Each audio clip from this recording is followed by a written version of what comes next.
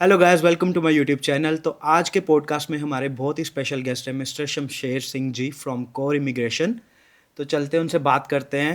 पाजी कैसे हो आप? बढ़िया जी। आप सुनाइए, कैसे हैं आप साजन जी? बस एकदम बढ़िया पाजी। आप अब हमारे व्यूअर्स को आप बताओ अपने बारे में थोड़ा कि आप इमिग्रेशन का क्या काम करते हो। मैं 2009 में एज अ स्टूडेंट ही आया था। तो आई वाह। Started studying bachelor of ICT from आरा, जो तब सीपीआईटी होता था। हाँ जी। तो did my bachelors in 2012। After that worked as a software engineer for 5 years। तो 2017 में मैंने ये graduate diploma in immigration law किया। तब से ये काम चल रहा है। So we deal in all kind of immigration matters of New Zealand and Australia as well. मैं लाइसेंस इमिग्रेशन एडवाइज़र भी हूँ और मारा एजेंट भी हूँ, which means we deal in work visas, partnership based visas, visitor visas, student visas, residence visa, like all kind of visas, temporary or residence visas. Right. तो आप मेरे को अब ये बताओ कि वीज़ा का प्रोसेस कहाँ से स्टार्ट होता है अगर इंडिया से कोई आना चाहता है एज ए स्टूडेंट वीज़ा की। अगर हम पहले बात कर लेते हैं कि स्टूडेंट को कैसे क्या उनकी रिक्वायरमेंट्स है वीज़ा के लिए। स्टूडेंट की सबसे पहले तो एकेडमिक रिक्वायरमेंट्स होती हैं जी। कि उनका जो अभी +2 है उसमें कितनी परसेंटेज है, जहाँ बैचलर्स कर रखी है उसमें कितनी परसेंटेज है। उसके बाद उसकी फ़ंड्स की रिक्वायरमेंट आती है कि जिस कोर्स के लिए वो आना चाहता है उस कोर्स के लिए उसके पास फंड्स भी हैं नहीं है, या यहाँ का जो 1 साल का लिविंग कॉस्ट है वो है या नहीं है। और इसके साथ ही में they have to go through bonafide requirements, ठीक है।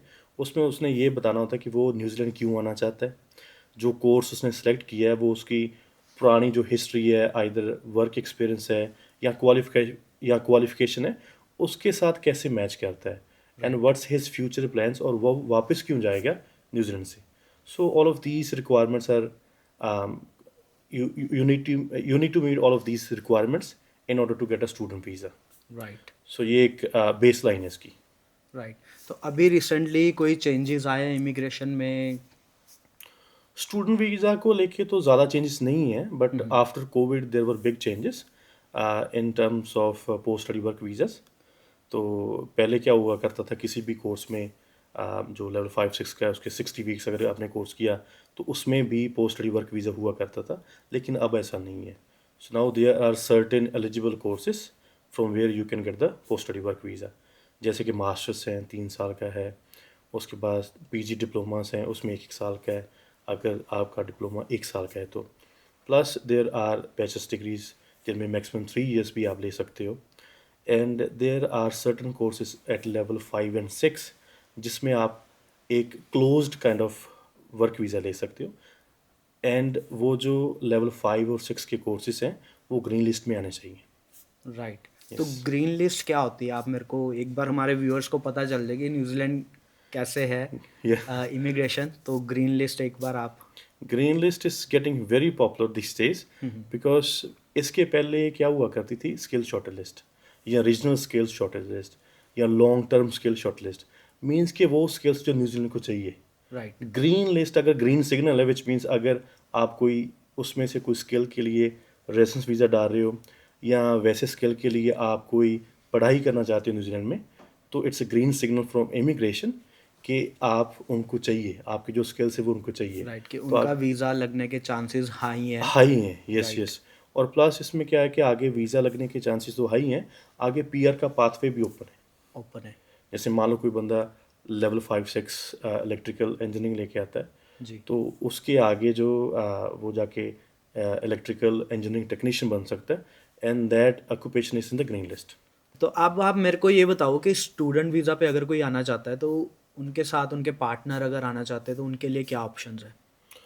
सो काफ़ी ज़्यादा ऑप्शंस है, एंड इट डिपेंड्स कि आप किस लेवल में स्टडी करना चाहते हो। मान लो कि आप मास्टर्स करने आ रहे हो न्यूजीलैंड में, तो आपके पार्टनर को साथ ही में वर्क वीज़ा मिल जाएगा, पार्टनरशिप बेस्ड, ठीक है। अगर आप पीजी डिप्लोमा कर रहे हो और प्लस कोई भी लेवल 7 का कोर्स कर रहे हो, जैसे ग्रेजुएट डिप्लोमा हो गया या बैचलर्स होगी, तो that type of course has to be in the green list.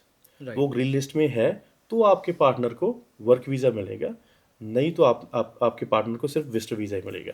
सिर्फ विजिटर वीज़ा मिलेगा। जी। तो अगर मैं आपसे पूछूं कि एक कपल है जिनकी अभी अभी इंडिया में शादी हुई है और उन्होंने +2 करी है वन ऑफ द पर्सन ने, और वो स्टूडेंट वीज़ा लेके यहाँ पे आना चाहता है और वो चाहते हैं कि पार्टनर को वर्क वीज़ा साथ में मिले, तो क्या रिक्वायरमेंट्स है? Definitely, this is possible. I mean, recently we have had one client. जी। तो उनका भी यही रिक्वायरमेंट था कि हाँ हम छोटे हैं, अभी शादी हो गई है, लेकिन मैं अपनी पार्टनर को पीछे नहीं छोड़ सकता, और 3 साल अगर मैंने स्टडी भी करनी है तो आई वांट कि ऐसा कुछ कुछ कोर्स हो जिसमें उसकी पार्टनर को साथ में वर्क वीज़ा मिल जाए।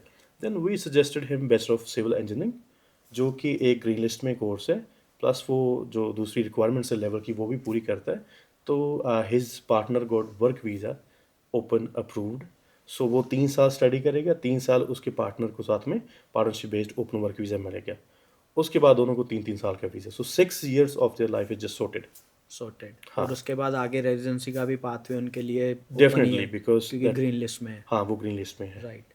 तो अब आप ये बताओ कि इंग्लिश की क्या रिक्वायरमेंट है, अगर जो +2 वाले बच्चे हैं इंडिया में, आजकल तो काफ़ी लोग मतलब CBSE वगैरह से पढ़ रहे हैं, पर जो जैसे नॉर्मल पंजाब स्कूल से पढ़े हैं या हरियाणा स्कूल से पढ़े हैं या लोकल स्टेट वहाँ से पढ़े, वहाँ पे इंग्लिश इतनी अच्छी उनकी नहीं होती, तो अगर वो आइल्स करना चाहते हैं तो उनको कितने मिनिमम बैंड्स रिक्वायर्ड है न्यूजीलैंड के लिए? अगर +2 वाला बच्चा यहाँ बैचलर्स करना चाहता है तो उसको overall 6 band in IELTS, not less than 5.5। Not less तो देन। लेकिन बैचलर्स में भी आगे है, अगर आप जैसे बैचलर ऑफ नर्सिंग करना चाहते हो then you need to score 6.5 each in IELTS. Right. जी। और प्लस जैसे पीजी डिप्लोमास हैं या फिर आपकी मास्टर डिग्री आ जाती है, then overall 6.5, not less than 6 in any sub module. So right. That is the requirement of IELTS. And इसके इक्विवेलेंट आप पीटीई भी यूज़ कर सकते हो। PTE भी यूज़ कर यस। सकते हो, तो ये दो चीज़ें ही अभी एक्सेप्टेबल है इमिग्रेशन की नहीं, तरफ से। और भी हैं, जैसे अच्छा। ओईटी भी है, राइट। टॉइफल भी है, लेकिन ओके। वो इतने कॉमन नहीं है। राइट। सो इंडिया में मैंने ये देखा कि दो ही कॉमन है। For nurses OET is very common as well, but जो बाकी जनरल स्टूडेंट है वो पीटी करते हैं। I think PT is just taking over the IELTS. ये ओवर द आइल्स। जी। तो पीटी प्लस आइल्स ही ज़्यादा डील करते हैं उसमें। राइट। एंड अगर कोई वर्क वीज़ा पे आना चाहता है कि उन्होंने इंडिया में पढ़ाई भी करी हुई है, वर्क एक्सपीरियंस भी है, तो वर्क वीज़ा पे आना चाहता है, वो कैसे आ सकते हैं? देखिए, वर्क वीज़ा पे अगर कोई आना चाहता है then they need to secure a job offer, and that has to be genuine employment. तो जो उसके स्किल्स हैं उसके साथ में रेलिवेंट उसको यहाँ जॉब चाहिए। मान लो अगर आप किसी स्किल्ड रोल में आ रहे हो then you need to be suitably qualified for that role. अगर आप किसी लो स्किल जॉब में आ रहे हो, जैसे मान लो क्लीनिंग में आ रहे हो, जहाँ टैक्सी ड्राइवर, जहाँ कोरियर ड्राइवर में आ रहे हो, then you need to meet the minimum requirements as well, minimum skill requirements, जिसमें ये होता है कि आपको 4 बैंड इन आइल्स या 29 इन पीटी चाहिए, प्लस आपको उस फील्ड की रेलेवेंट, उस फील्ड में जहाँ उस इंडस्ट्री में 2 साल का फुल टाइम एक्सपीरियंस चाहिए, या फिर आपको बैचलर्स डिग्री चाहिए किसी भी फील्ड में, then you will be suitably qualified. Right. तो उनके लिए भी ऑप्शंस है आने के लिए, एंड वो साथ में अपने पार्टनर को ला सकते हैं, उसकी ऑप्शन है, लाइक जो वर्क वीज़ा पे बंदा आ रहा है। Definitely they can, but it depends कि आप किस लेवल में आ रहे हो। जो राइट। स्किल लेवल 1 2 3 में आ रहे हैं ना, वो अपने पार्टनर को साथ में लेके आ सकते हैं। जो स्किल लेवल 4 5 की जॉब्स पे आ रहे हैं उनके लिए पार्टनरशिप बेस्ड वीज़ा अवेलेबल नहीं है। So they still can apply for visitor visa general, लेकिन उसके अप्रूवल के चांसेस बहुत कम रहते हैं। राइट। तो अभी जैसे आपने बात करी कि स्किल 1 2 3 में आ सकते हैं, उसकी लिस्ट आपको कांटेक्ट कर सकते हैं आई थिंक व्यूअर्स हमारे, और यहाँ कहाँ पे मिल सकती वो है वो? ऑनलाइन भी एंस्को में जाओ आप, आईनेट की वेबसाइट पे जाओ, वहाँ राइट। स्किल लिस्ट आप लिखो, वहाँ आ जाती है। उसमें ऑक्यूपेशंस आते हैं डिफरेंट ग्रुप के। ये ऑस्ट्रेलिया न्यूजीलैंड की एक तरफ से वो मिक्स और शेयर्ड लिस्ट है, जिसमें उन्होंने जो ऑक्यूपेशंस हैं उनको स्किल वाइज रखा है। जैसे स्किल लेवल 1 में जो occupation they are the highest, और स्किल राइट। लेवल 5 में जो वो लोवेस्ट। लोएस्ट है। 1 2 3 जैसे में जैसे टेक्नीशियंस आ जाते हैं, मैनेजर्स आ जाते हैं, chief operating officer, CTO, CIO, ऐसे जो स्किल लेवल 1 में आते हैं। जो स्किल लेवल 4 5 की जॉब्स हैं, जैसे लेबर्स जॉब हो गई, जहाँ ट्रेड असिस्टेंट की होगी, क्लीनर की होगी, हाउसकीपर होगी, ये सारे स्किल लेवल 4 या 5 में आते हैं। राइट। तो जी हमने स्टूडेंट वीज़ा कवर कर लिया, वर्क वीज़ा कवर कर लिया, एंड पार्टनरशिप वर्क वीज़ा के बारे में मैं आपसे ये पूछता हूँ कि अब जैसे मैं यहाँ पे कई लोगों को जानता हूँ जो इंडिया से शादी करके आए हैं, बट उनके पार्टनर वर्क वीज़ा डिक्लाइन हो जाते हैं, तो उसका सबसे बड़ा रीज़न क्या है एंड क्या क्या प्रिकॉशन बंदा ले सकता है उसको सक्सेसफुल करने के लिए कि मेरे पार्टनर का या मेरे वीज़ा आ जाए बेसिकली उनका। हम्म, सो मैं ओवरऑल पार्टनरशिप के बारे में आपको बताता हूँ. There are hmm, 2 3 folds of test which you need to meet. जी। One of them is the partnership has to be genuine and stable. Right. उसका ये मतलब है कि आप जेन्युइनली मैरिड होने चाहिए. ऐसे नहीं कि कॉन्ट्रैक्ट मैरिज है जो हमारे वहाँ चल रहा है कभी. ठीक है. And immigration is very well aware of that. ठीक है. कि ऐसा नहीं है कि वहाँ मैरिज कर लियो, यहाँ पहुँचे और बाद में वो separation. This has not to be the case. Plus उसके आगे आता है कि लिविंग टुगेदर रिक्वायरमेंट्स. ज़्यादा जो केसेस डिक्लाइन होते हैं वो लिविंग टुगेदर में डिक्लाइन होते हैं. अभी इंडियन सेटिंग्स में ऐसा हमारे कल्चर में कि हम अपने पेरेंट्स के साथ रहते हैं. जी। और जो इलेक्ट्रिसिटी का बिल है या कोई इंटरनेट का बिल है या कुछ और है, तो वो उन्हीं के नाम पे आता है. तो बिल्कुल। इन दिस वे जो हमारे वहाँ के क्लाइंट्स होते हैं उनको लिविंग टुगेदर के प्रूफ्स इकट्ठे करने में थोड़ा दिक्कत आती है. और then immigration declines their case कि हाँ भी हमें नहीं लगता कि ये दोनों इकट्ठे रहे हैं कभी भी. मैरिज होना एक बात है, इकट्ठे रहना और भी उसके आगे की बात है. ठीक है. तो if you got married you have to live together to prove that you are in a genuine marriage and your marriage is going to likely going to endure in future. तो लिविंग टुगेदर के proofs कम होने की वजह से ज़्यादा cases decline होते हैं. या फिर मान लो कि इमिग्रेशन आपको इंटरव्यू कर लेती है, या जो आपने डॉक्यूमेंट्स लगा रखे हैं वो आपस में मेल नहीं खाते. किसी ने लिख दिया कि हाँ भी I got married on 15th of August. दूसरे लेटर में आप लिख रहे हो कि we got married on 14th of August. या कुछ ऐसा एक फैक्ट था जो इंटरव्यू के दौरान आपने कुछ आंसर किया और आपके पार्टनर ने कुछ आंसर कर दिया. अगर वो क्रेडिबिलिटी नहीं है आपके जो आप बोल रहे हो जो आपने उनको आंसर दिए हैं, then your visa application will be declined. Right. तो मेरा यही मानना है कि जो पार्टनरशिप बेस्ड एप्लीकेशंस है, सबसे पहले आप उसमें जेन्युइन एंड स्टेबल.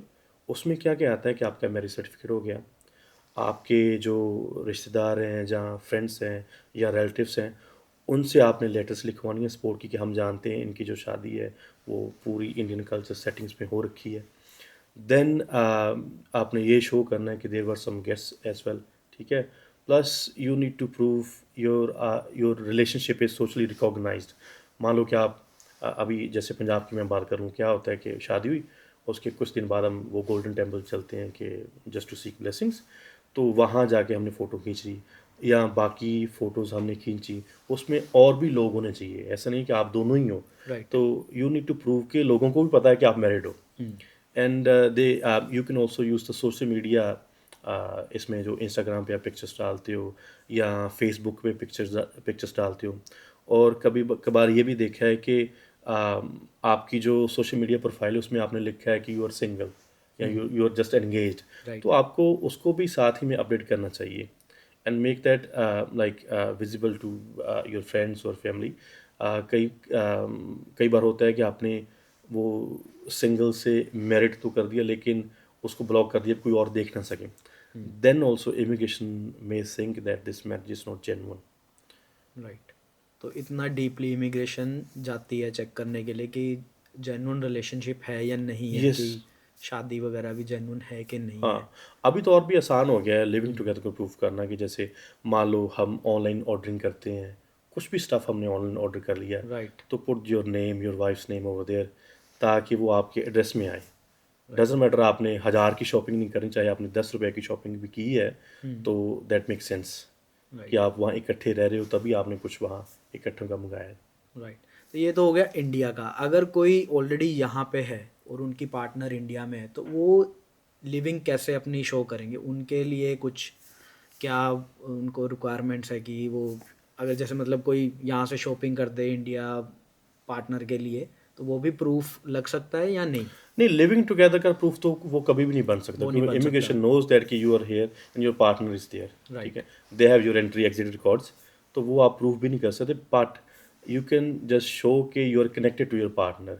अगर आप इकट्ठे नहीं रहे हो, there is a separation means आपकी वर्क कमिटमेंट्स थी, यहाँ न्यूजीलैंड में आप जल्दी आ गए हो, आपके पार्टनर का भी वीज़ा नहीं आया. तो one thing which you need to make sure is that you should call your partner every day, send some text. Call records हाँ. और वो अगर टेक्स्ट कुछ गिफ्ट मैसेजेस के वगैरह आप रिकॉर्ड्स। भेजते हो, कुछ वहाँ फाइनेंशियल हेल्प भेजते हो पीछे इंडिया, तो right, you need to have those records with you, so right, that they can know कि yes you were in touch and you were supporting him or her from here. तो that's going to be very important. Right. अभी आप मेरे को बताओ visitor visa की क्या requirements है? जनरल कोई अगर विजिट करना चाहता है न्यूजीलैंड में, तो क्या रिक्वायरमेंट्स हैं? उनको किन बातों का ध्यान रखना चाहिए और कैसे वीज़ा मिल सकता है उनको? इसमें ना मेरा एक फंडा है कि इसमें दो ही चीज़ें हैं। एक, आपने न्यूजीलैंड आना क्यों है, दूसरा आप वापस क्यों जाओगे। जी, ठीक है, लोग आने पे ज़्यादा ध्यान देते हैं, वापस जाने वाले पार्ट को वो मिस कर देते हैं या उसको इतना स्ट्रांगली कन्वे नहीं करते या रिप्रेजेंट नहीं करते, तो तभी ज़्यादा डिक्लाइंस आती हैं। राइट, मान लो आपका कोई भाई बहन यहाँ आ रहा है, तो you put the itinerary, you put the plan कि मैं उसको क्वींसटाउन लेके जाऊँगा, ऑकलैंड लेके जाऊँगा और उसके बाद ये वापस चला जाएगा। ये तो आपने बोल दिया, लेकिन आपने ये कब उसको एविडेंस कब शो किए किस वजह से वो वापस जाएगा। तो that's where the visas got declined.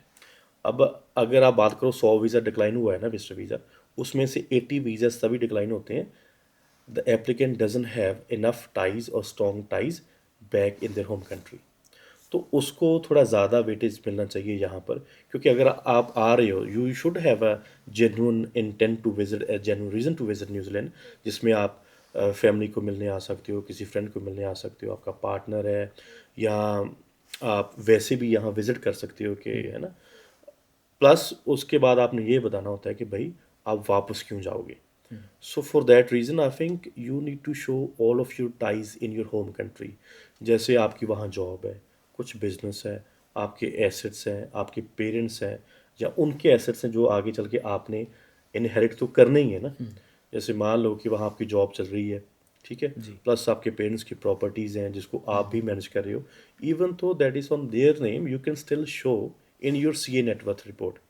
जब हम विजिटर वीज़ा करते हैं तो we always ask the candidate to provide us a CA net worth report which will cover all of their assets belonging to them, to their parents or their immediate family, plus they need to give us the ownership record as well कि वो उसको own भी करते हैं, plus उसकी valuation भी report ना साथ में चाहिए। राइट, अगर आप बोल रहे हो कि आपका घर 1 करोड़ का है, 2 करोड़ का है, तो उसकी एक जो वैल्यूएशन। रजिस्टर्ड वैल्यूअर होता है उससे वैल्यूएशन रिपोर्ट साथ में लगाओ।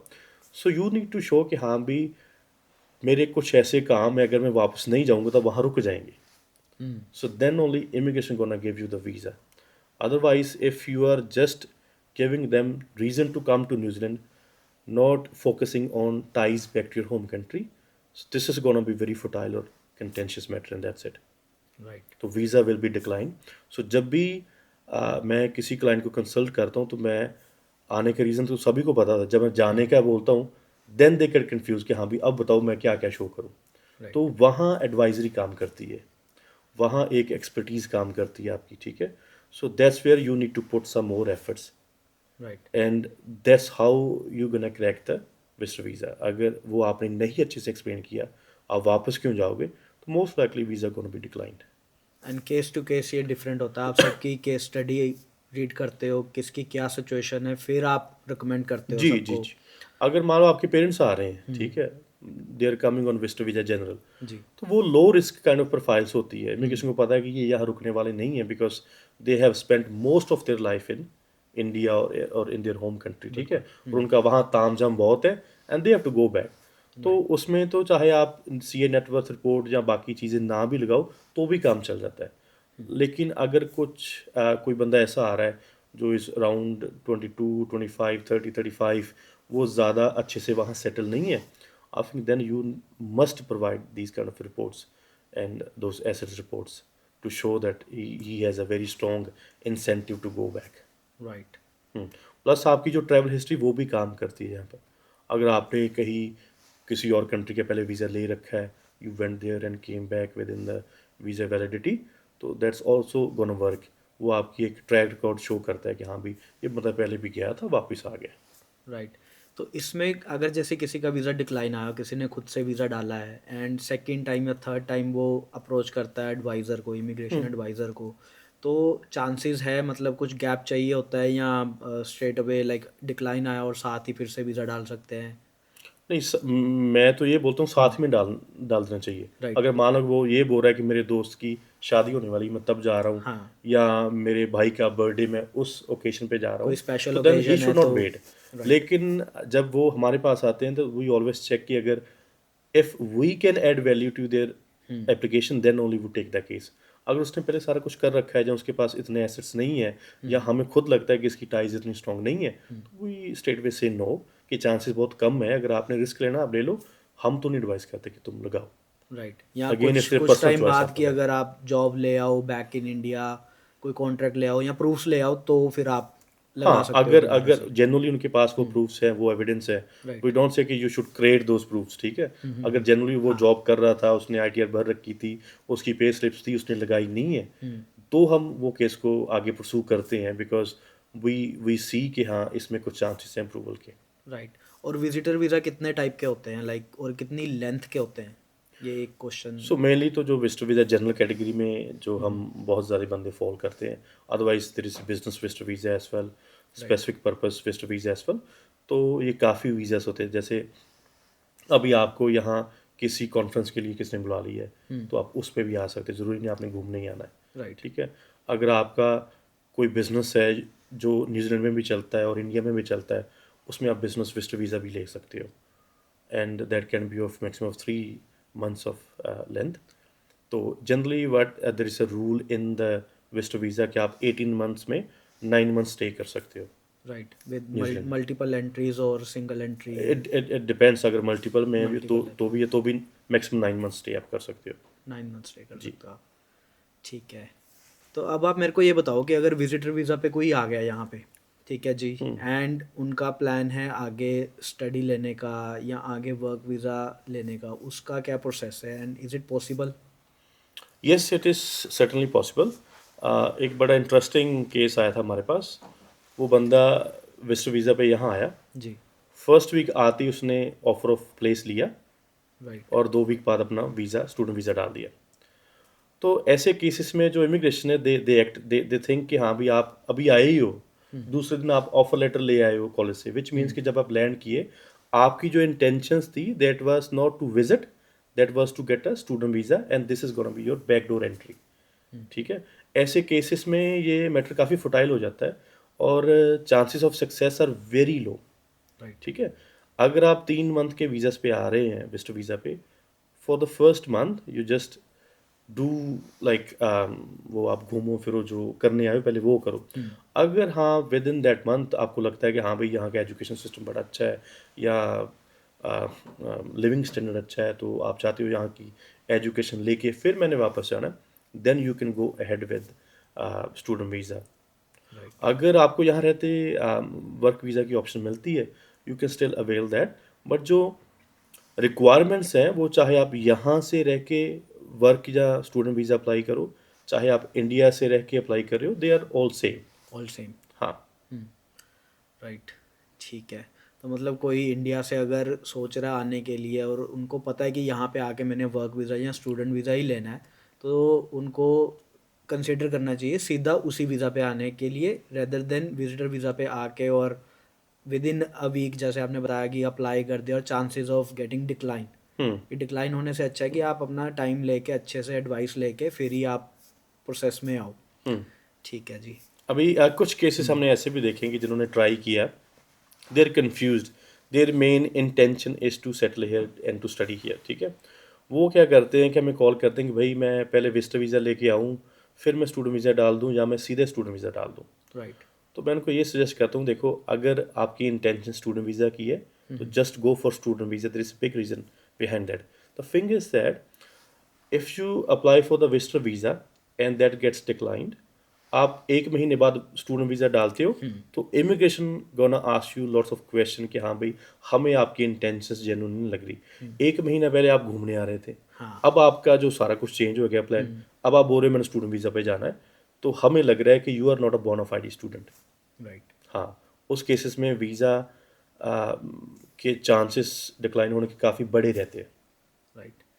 तो एक क्वेश्चन मेरे माइंड में अभी वैसे आया कि मैं पूछता हूँ कि अगर जैसे कई लोगों के कनाडा या ऑस्ट्रेलिया के डिक्लाइन आए होते हैं वीज़ाज़, तो वो न्यूजीलैंड अप्लाई करते, वो चीज़ अफेक्ट करती है इमिग्रेशन में कि हाँ भी इनके ऑस्ट्रेलिया कनाडा भी इनको जाना था, वो वीज़ा डिक्लाइन हुए हैं बट ये न्यूजीलैंड आना चाह रहे हैं अब, तो वो चीज़ कहीं ना कहीं इम्पेक्ट करती है it vary from case to case. Case to case. मान लो मैंने ये भी देखा अभी स्टूडेंट क्या करते हैं कि अगर उन्होंने ऑस्ट्रेलिया या कनाडा अप्लाई किया तो they apply for bachelor of IT, ठीक है।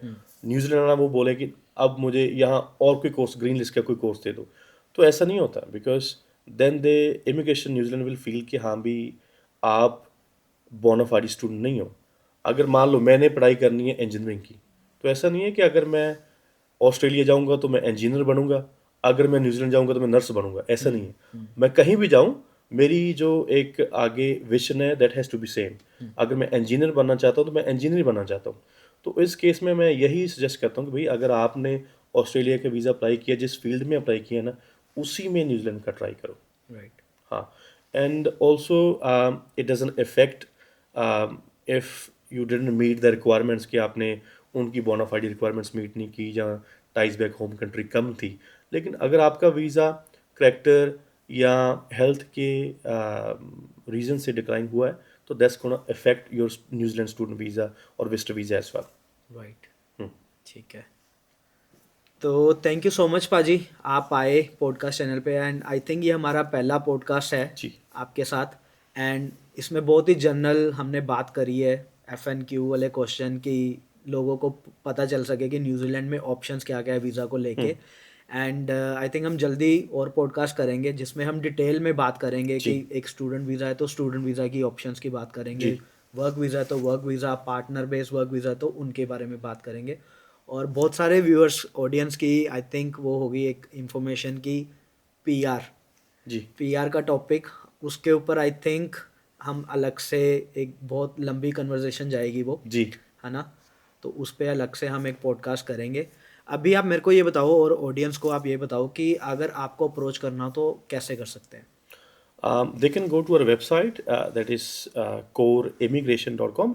It's CORE, coreimmigration.com. जी। उस पे कॉन्टेक्ट अस पेज पे हमारे सारे ऑफिस के नंबर है। We have one office in Australia, one in Christchurch, one in Chandigarh, one in Amritsar as well. जी। तो अगर वो मेरे से डायरेक्टली बात करना चाहते हैं, they can book online, zoom session as well, phone call, और they can meet me in my Christchurch office which is in Hornby. Okay, तो मैं इनकी कॉन्टैक्ट डिटेल्स नीचे आप डिस्क्रिप्शन में देख सकते हो और ऊपर डिस्प्ले भी हो रही होंगी, तो आप इनको अप्रोच कर सकते हो। एंड एक लास्ट क्वेश्चन मैं पूछना चाहूँगा, एक एडवाइस अगर आप देना चाहो जनरल ऑडियंस को तो वो क्या होगी।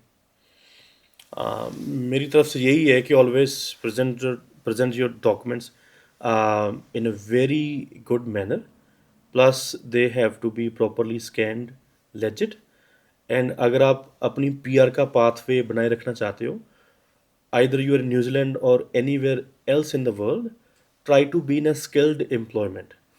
Skilled employment means skill level 1 2 3, जो मैंने पहले बताया था कि मैनेजर्स, टेक्नीशियंस, ट्रेडीज, प्लस जो CEO लेवल के बंदे होते हैं, ठीक है। जी। If you are in that employment, you will have PR pathway in any country. Right. Yeah. So don't go for those labor jobs at the start if you're on a temporary visas. So try to be in a skilled employment. Right. Yes. ठीक है।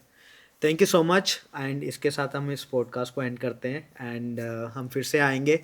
And जो audience देख रही है, viewers, अगर आपको ये video अच्छी लगी है तो प्लीज़ लाइक करना, चैनल को सब्सक्राइब करना। एंड मैं चाहता हूँ कि आप लोग कमेंट करके बताओ कि आप किस टॉपिक पे आगे वीडियोस देखना चाहते हो। एंड हम फिर से बैठेंगे एंड पॉडकास्ट आपके लिए लेके आएंगे। तब तक के लिए thank you so much, and I will see you guys in the next one. Thank you.